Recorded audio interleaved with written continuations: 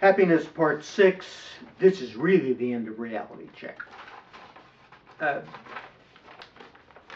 the friend who has accumulated a net worth of $1 million has done so by age 58. And at age 58, he went on full retirement.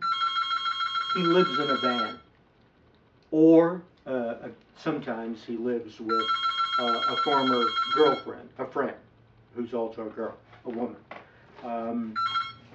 And sometimes he goes to Lake Tahoe, around Lake Tahoe, a town called Truckee, where for $5 a night, he can live in a condo in a ski resort. He drives his van around the country where he visits relatives and friends. He took a trip to China and bicycled around the country. He's a curious person. Now remember, this is somebody who sleeps 12 hours a day, not continuously, but just, in between activities, he has to take a nap. He says he's depressed. Well, this would sound like depression if he wasn't, after waking up, if he wasn't driving 1,000 miles to visit some friends or to go canoeing in some spot, some winter spot, or traveling through Thailand. He goes to Thailand, spends 4 or 5 months a year. He gets laid, roughly 15 times a week while he's there. Now, he says he's depressed, but this kind of life, he didn't enjoy being a lawyer, and he worried about being fired.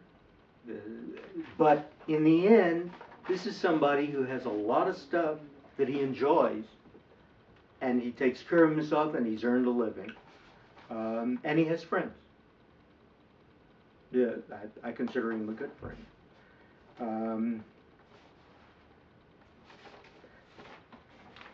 I have one friend who essentially stopped having any kind of romantic contact with women at age 30. He's heterosexual. He masturbates. He goes to, he has masseuse, he's a masseuse aficionado. He gives and receives massages from women, but he doesn't get romantically involved. The prospect of rejection is so fearsome to him that he doesn't want to do this. He does have some contact with women socially, friends, and people at work. And this either gives him the illusion, since he can control this, that he's attractive to some women, or maybe it's real. Maybe he really is attracted to some women. It's a lot easier to attract women when you don't do anything about it, turns out. So, this is somebody who basically has excluded this portion. So he's deprived of warmth and affection.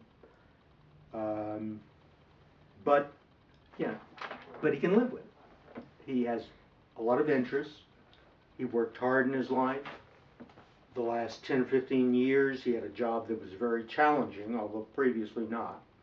And then when he retired, he thought, he was working 10, 11 hours a day voluntarily. He loves retirement because he doesn't have the time pressure. And he's found, a number of challenging and interesting things to do. He plays tennis. He runs 5 miles a day, and he loves sports. He attends sports. He travels to visit relatives. So he has a life, and it's a little weird by normal standards.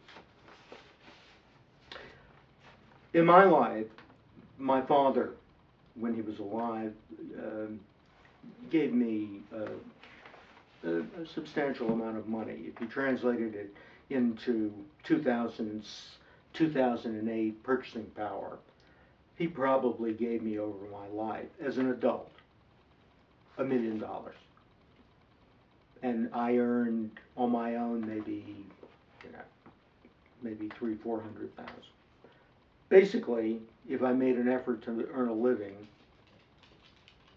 he would give it to me. This includes my inheritance when he died, the $1 million. I live in a crummy house in a crummy neighborhood, except for this very nice shirt, which was a gift. I wear crummy clothes. I eat low-calorie food that's inexpensive to purchase, and except for some very expensive dogs that I inherited from when my wife died,